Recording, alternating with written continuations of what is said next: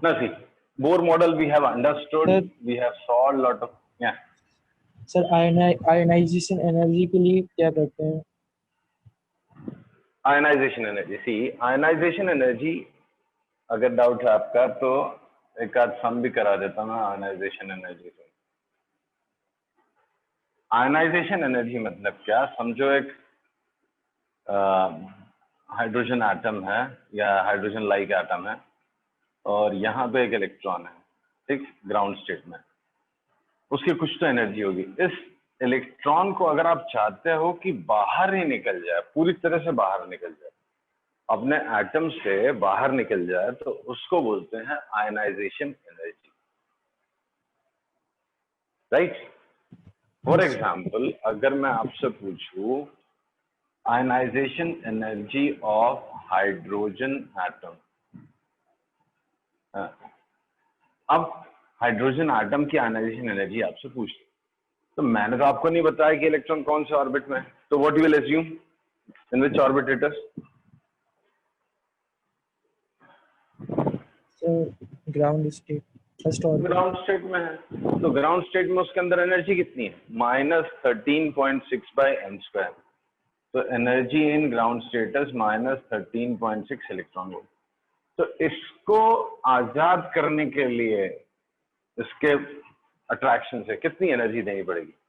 अब ये लॉजिक कहां से आएगा? ये लॉजिक मैंने आपको एक्सप्लेन किया था नेगेटिव एनर्जी से।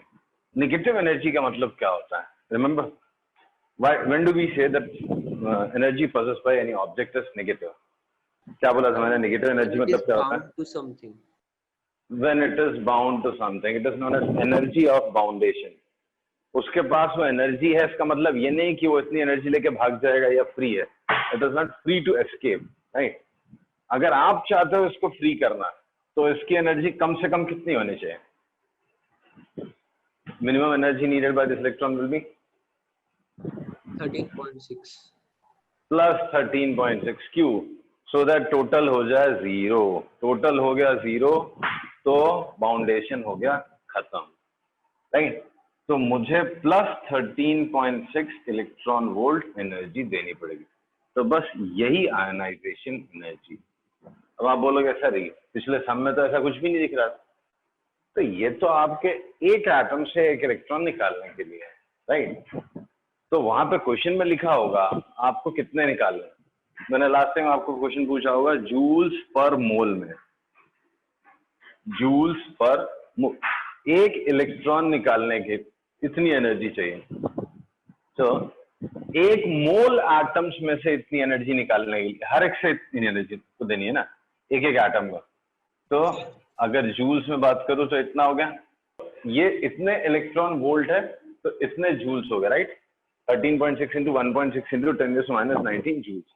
ये एक एटम से एक इलेक्ट्रॉन निकालने के लिए आपको तो एक मोल एटम के पीछे चाहिए। तो एक मोल एटम्स में कितना हो जाएगा? 6.02 इंटू 10⁻23। इतने जूल्स पर मोल एनर्जी लगेगी। अब इसको कैलकुलेट करना था तो ये 9.6 था, 9.6 इंटू 13.6 इंटू 9.6 हो गया, तो कितना हो गया? 96 6 576 57 96 3 288 288 345 345 34 96 34 100 130। ये हो गया 130.56 into 10⁻⁴। So 1.31 into 10⁻⁶ joules per mole. This is ionization level. एक मोल हाइड्रोजन एटम को कंप्लीटली आयनाइज करने के लिए 1.3 इंटू 10⁻⁶ जूल्स एनर्जी कंज्यूम। अभी भी डाउट है? No, sir. Okay. So let's go back to Bohr's model. See जैसे जैसे डेवलपमेंट होते गए, नए नए ऑब्जर्वेशन आते गए, आपको उसका एक्सप्लेनेशन देते रहना पड़ता है, नहीं? तो पहले थॉमसन मॉडल से ही थॉमसन मॉडल से कुछ दिन काम चला लिया, तो रदरफोर्ड मॉडल आया, फिर उसमें कुछ चीजें एक्सप्लेन नहीं हो रही थी, जैसे हाइड्रोजन का line spectra. Rutherford could not explain line spectra of hydrogen, right? तो बोहर मॉडल आया, ठीक? तो Bohr model was very successful model till that time, जब तक ये नए सवाल नहीं आए उससे पहला। तो we call it drawbacks of Bohr's model. सबसे पहला, अभी तक आपने नोटिस किया होगा, हमने जितना भी डिस्कशन किया, सारे डिस्कशन में सिर्फ हाइड्रोजन एटम था या तो हाइड्रोजन लाइक एटम था, नहीं? Either it was hydrogen atom और it was hydrogen like atom. कहीं पे भी हमने मल्टी इलेक्ट्रॉन एटम की बात नहीं कही है, right? Hello, Yes, sir. Bohr model में जितने भी फॉर्मूले डिराइव किए हमने, जो भी डिस्कशंस किए, all of them were for hydrogen. Spectra भी हमने हाइड्रोजन एटम का ही बात की, राइट? हाइड्रोजन एटम या तो फिर हाइड्रोजन लाइक एटम्स की बात करी, कहीं भी हमने मल्टी इलेक्ट्रॉन एटम्स की बात नहीं करी। तो यही एक सबसे बड़ा ड्रॉबैक था, कुड नॉट एक्सप्लेन या inability to explain line spectra of multi-electron atom,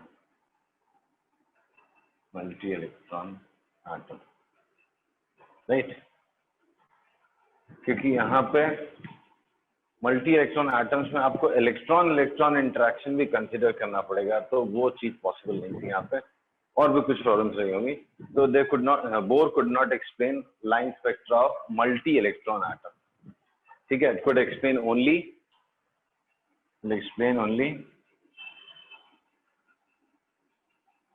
line spectra of hydrogen and hydrogen like atoms, that is जिसमें single electrons, right?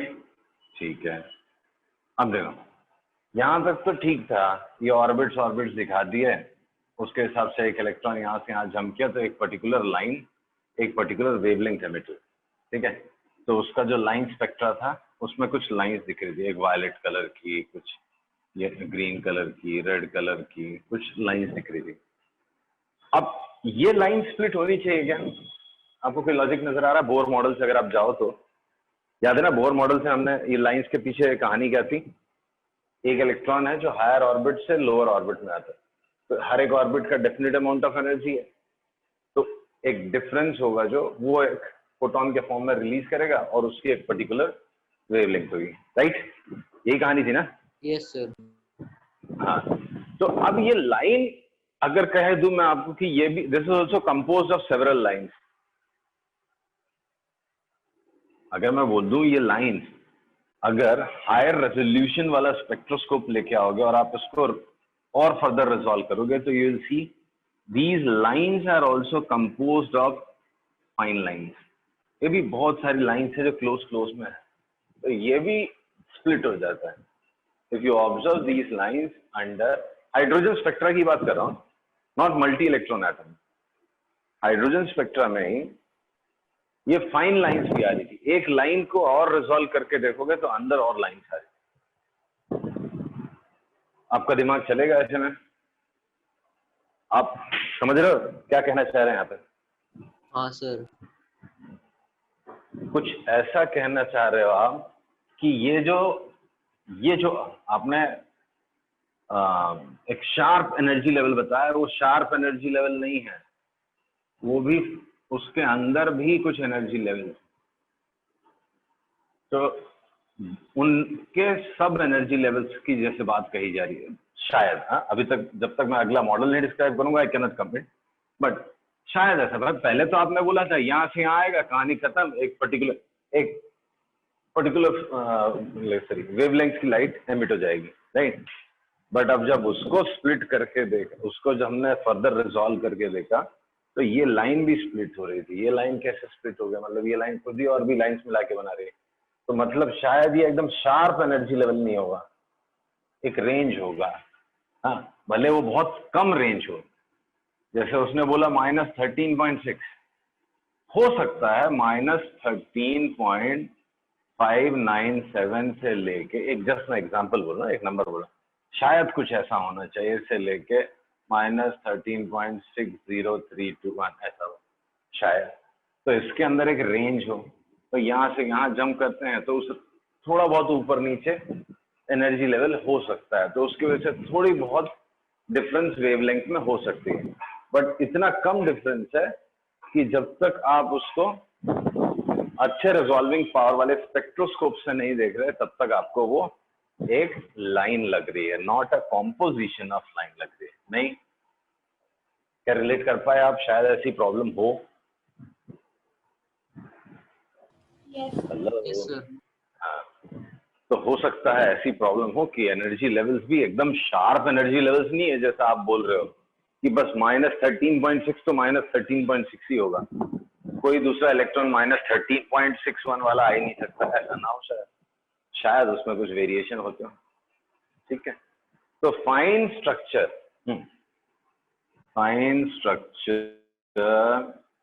Of hydrogen spectrum could not be explained by Bohr's model of atom. I hope आपको interesting लग रहा है, नहीं लग रहा तो please बताते जाना, डिस्कस करेंगे तब मजा आएगा पढ़ने में। ठीक है, चलो अगला ड्रॉबैक क्या? अब देखो, आपको लगता है कि मैग्नेटिक फील्ड, अब जैसे ये गैस है, डिस्चार्ज ट्यूब में गैस है, इससे जो स्पार्क आया उससे जो लाइट आई उसको स्पेक्ट्रोस्कोप से पास किया, उसमें कुछ पर्टिकुलर वेवलेंथ मिल रही थी, 3-4 लाइंस मिल रही थी। ठीक है, अगर मैं यहाँ पे मैग्नेटिक फील्ड लगा दूं तो आपको लगता है कि इसमें लाइन में कुछ ऑल्ट्रेशन आना चाहिए? मैग्नेट का कोई लेना देना आपको लग रहा है यहाँ पे? हाँ सर, होना चाहिए। क्यों होना चाहिए भाई? ये तो जो लाइंस आ रही हैं वो तो एनर्जी लेवल की वजह से आ रही हैं। हाँ सर, लेकिन वो इलेक्ट्रोमैग्नेटिक वेव्स है ना। चलो, इतना लॉजिक तो आपने लगाया कि इलेक्ट्रोमैग्नेटिक वेव्स हैं तो मैग्नेटिक फील्ड से फर्क तो पड़ना चाहिए, बट बात इसकी है कि मैग्नेटिक फील्ड लगाने से एनर्जी लेवल तो नहीं बढ़ गया ना, या बढ़ सकता है? मैग्नेटिक फील्ड लगाने से एनर्जी लेवल्स चेंज होंगे क्या? सवाल ये। सर हो सकते ना सर। चलो, बोहर ने ऐसी कोई बात नहीं कही, नहीं होंगे। बोहर मॉडल से अगर आप जाओगे तो होने का कोई स्कोप नहीं दिख रहा। बोहर ने कहीं भी अपने डिस्कशन में नहीं लिखा, बट आप सही हो, चेंज होते हैं। तो वही है कि Bohr model could not explain Zeeman effect. Effect is known as Zeeman effect. Zeeman effect क्या होता है? Splitting of spectral lines in magnetic field. Splitting of spectral lines in presence of magnetic field। जब आप magnetic field लगाते हो setup के across तो वही जो लाइन थी वो स्प्लिट हो जाती है, राइट? तो बोहर ने इसको इसके लिए कोई एक्सप्लेनेशन नहीं दिया या इसको अकोमोडेट नहीं कर पाया अपने मॉडल में, राइट? नेक्स्ट इज एक ऐसे मिलता है इफेक्ट है स्टार्क इफेक्ट। स्टार्क इफेक्ट क्या होता है? Splitting of line spectral lines in presence of electric field. Splitting of spectral lines in presence of electric field. Zeeman effect है splitting of spectral lines in magnetic field, और ये splitting of spectral lines in presence of electric field. Electric field के presence में line split होती है, that is known as Stark effect. ये भी Bohr ने एक्सप्लेन नहीं किया। आप एकदम सही बोल रहे हो कि सर इलेक्ट्रोमैग्नेटिक वेव है तो हो जाएगा कुछ चेंज, बट वो आपने अभी तक इलेक्ट्रोमैग्नेटिक वेव्स डिटेल में नहीं पढ़ी, इसके लिए आपको मालूम नहीं है। एक्चुअल में मतलब रीजन क्रॉस करने के बाद उसमें फर्क नहीं पड़ना चाहिए। अगर इलेक्ट्रोमैग्नेटिक वेव का वेवलेंथ चेंज हो गया है, सीधा सीधा मतलब है, अगर आप वेवलेंथ चेंज करा रहे हो तो एनर्जी ऑफ फोटोन चेंज करा रहे हो, hc/λ ये चेंज करा है, तो एक्स्ट्रा एनर्जी आएगी कहाँ से? बाहर निकलने के बाद कहाँ से आ रही है? या एनर्जी उसकी कम कहाँ से होगी, या रीडिस्ट्रीब्यूट कैसे होगी? राइट? तो आपने एकदम सही लॉजिक लगाया है, सिर्फ मतलब ऑब्वियसली बहुत सही नहीं है कि सर इलेक्ट्रोमैग्नेटिक वेव है तो चेंज हो गया तो इसमें बुरा क्या मानना है? मैग्नेटिक फील्ड लगा दिया आपने, इलेक्ट्रोमैग्नेटिक फील्ड की प्रॉपर्टी चेंज हो गई तो बुरा क्या मानना? तो लेकिन आप जो लॉजिक लगा रहे हो उसको मैं बहुत कैसे एक्सप्लेन करने की कोशिश करूंगा मालूम है? इधर एक बल्ब है, इससे ग्रीन कलर की लाइट आ रही है। कैसी लाइट आ रही है? ग्रीन कलर की। आपने स्ट्रॉन्ग मैग्नेटिक फील्ड लगा दिया तो ब्लू दिखने लग जाएगा, ऐसा होता है कि आपने मैग्नेटिक सर। फील्ड रखा तो हाँ, तो फिर लाइट की वेवलेंथ कैसे चेंज करा रहा है? दो it is electromagnetic wave, but वो फील्ड क्रॉस करने के बाद सिर्फ मैग्नीट्यूड ऑल्टर हो सकता है ना, फ्रीक्वेंसी तो नहीं चेंज हो सकती, वेवलेंथ तो नहीं चेंज हो सकती, कलर तो नहीं चेंज होना चाहिए। बट यहाँ तो कलर ही चेंज हो रहा था, लाइन से स्प्लिट हो गए, वेवलेंथ ही चेंज हो गई। राइट? Yes sir. हमारे समझ में हाँ, नहीं। अब देखो, अगर बोर मॉडल ऑफ एटम आप फॉलो कर रहे हो तो हाइड्रोजन का जो मॉडल है, हाइड्रोजन का जो एटम है, वो 3 डायमेंशनल मॉडल होना चाहिए या 2 डायमेंशनल मॉडल होना चाहिए एज पर बोर?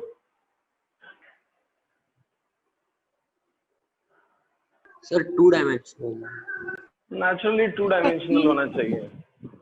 3 डायमेंशनल होने का तो कोई स्कोप ही नहीं है ना। तो आपने तो एक ऑर्बिट बनाया, ठीक है, आपने कुछ वीडियोस एनिमेशन देखे होंगे जिसमें बहुत सारे ऑर्बिट्स दिखाए होंगे, ऐसे ऐसे ऐसे।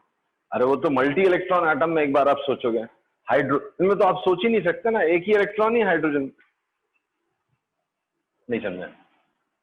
मैंने देखा है एनिमेशंस में, तो कुछ जगह पे आपको ऐसा दिखाते हैं, एक ऑर्बिट ऐसी है, एक ऑर्बिट ऐसी है, एक ऑर्बिट ऐसी, सारे एक ही प्लेन में नहीं है, तो वो ऐसा लगता है जैसे अपीयरेंस किसका आ रहा है? 3 डायमेंशनल मॉडल का, right? Yes hello. Sir. But अगर इलेक्ट्रॉन ही एक है तो तब फिर कौन सा मॉडल बनेगा? If there is one electron then what will be? Dimensional. 2 two dimensional. Dimensionally होगा ना भाई, एक सर्कल में तो घूमेगा और कहाँ जाएगा? ऑर्बिट आपने फिक्स कर दी उसकी, तो 2 डायमेंशनल मॉडल होगा। But now we know very well that atom has 3 dimensional structure, not only multi electron atoms, in fact hydrogen atom also, right? और इसकी फील आपको इसी चैप्टर में थोड़ी सी आ जाएगी, फिर केमिकल बॉन्डिंग में थोड़ी आएगी, राइट? तो जो एटम्स हैं, atoms have 3 dimensional model, not 2 dimensional model. So Bohr could not explain. So I'll say inability to explain 3-dimensional model of atom. उसके हिसाब से एटम जो था that was 2 dimensional. आ रही बात समझ में? Yes, sir. लॉजिकल लग रहा है? Yes sir. तो पॉसिबल ही नहीं है ना, क्या 2 डायमेंशनल कैसे हो सकता है एटम? 2 डायमेंशनल हो ही नहीं सकता, होना तो 3 डायमेंशनल ही चाहिए था, राइट? वो पहले अब अंदर घुस के किसी ने देखा नहीं ना, राइट?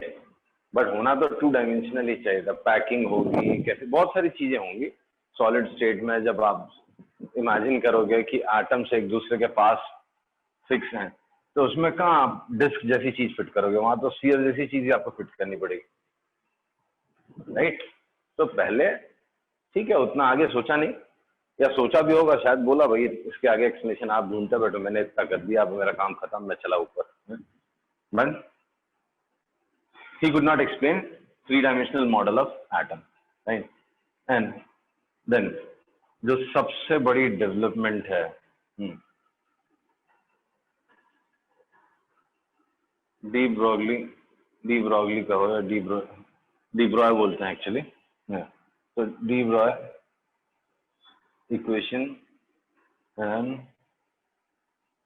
Heisenberg uncertainty principle.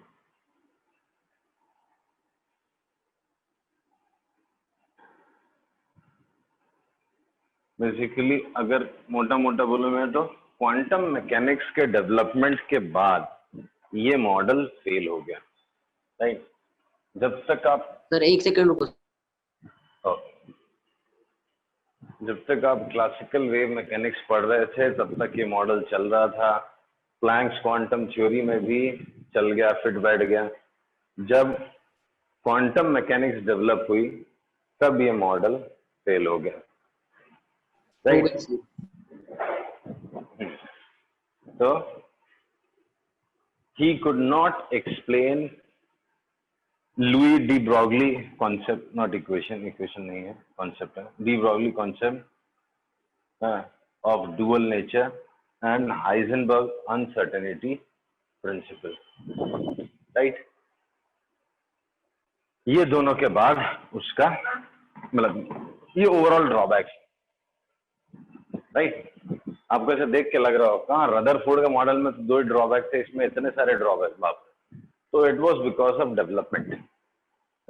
अब रदरफोर्ड के टाइम में उतना आगे लोगों ने पता ही नहीं था, क्वांटम मैकेनिक्स डेवलप ही नहीं हुई थी, तो उसके में 1-2 ही बस ड्रॉबैक नजर आया उनको, जो इलेक्ट्रोमैग्नेटिक वेव के कॉन्सेप्ट से ही एक्सप्लेन हो गए, नहीं।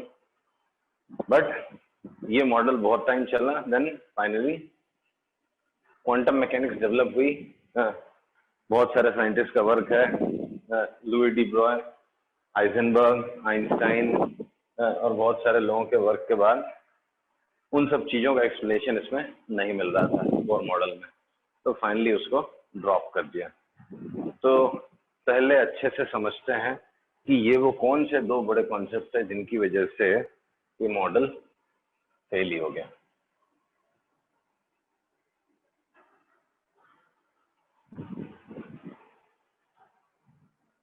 तो सबसे पहले समझते हैं डी ब्रॉय कॉन्सेप्ट। तो टॉपिक है dual nature of radiation and matter. बड़ी इंटरेस्टिंग सी चीज है, पर्सनली मुझे भी फील होती है जैसे मुझे कभी समझी नहीं ढंग से, बट कोशिश कर सकते हैं, ठीक है। So dual nature of matter and radiation, और रेडिएशन एंड मैटर। 1 सेकेंड ना बेटा, उधर सिस्टम भरे हो।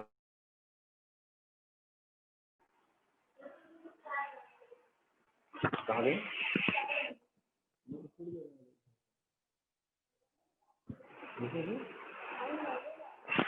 हाँ तब तक फिर उसके वापस। So dual nature of matter and radiation. तो मैटर एंड रेडिएशन में डुअल नेचर समझने के पहले ये डुअल कौन से डुअल कौन है, ये 2 जिनकी बात हो रही है वो समझने की कोशिश करता है पहले। तो जहां पे यहाँ पे लिखा हुआ डुअल नेचर, तो ये डुअल कौन है? एक्चुअली पार्टिकल वर्सेस वेव की बात है, पार्टिकल वर्सेस वेव, ये 2 नेचर की बात हो रही है। तो कौन से 2 नेचर? एक पार्टिकल नेचर होता है और एक वेव नेचर होता है, ठीक है। Let's try to understand the difference between particle and wave. तो पहले इनमें क्या डिफरेंस है? सबसे बड़ा कंफ्यूजन तो स्टूडेंट एज अ स्टूडेंट यही होता है, कभी बोलते हैं पार्टिकल नेचर, कभी बोलते हैं वेव नेचर। ये है क्या वेव नेचर? वेव नेचर किसको बोलते हैं और पार्टिकल नेचर किसको बोलते हैं, राइट। तो पहली चीज, this we say particle is localized, particle is localized। जब मुझे पार्टिकल की पिक्चर दिमाग में बनती है तो मुझे मालूम है ये पार्टिकल यहाँ है। ऐसा नहीं है कि ये पार्टिकल स्प्रेड हो रहा है। Spread is not the quality, और से पार्टिकल में स्प्रेड जैसी वर्ड यूज नहीं करेंगे हम, राइट। लेकिन वेव अगर जब पिक्चर आती है तो वेव ऐसा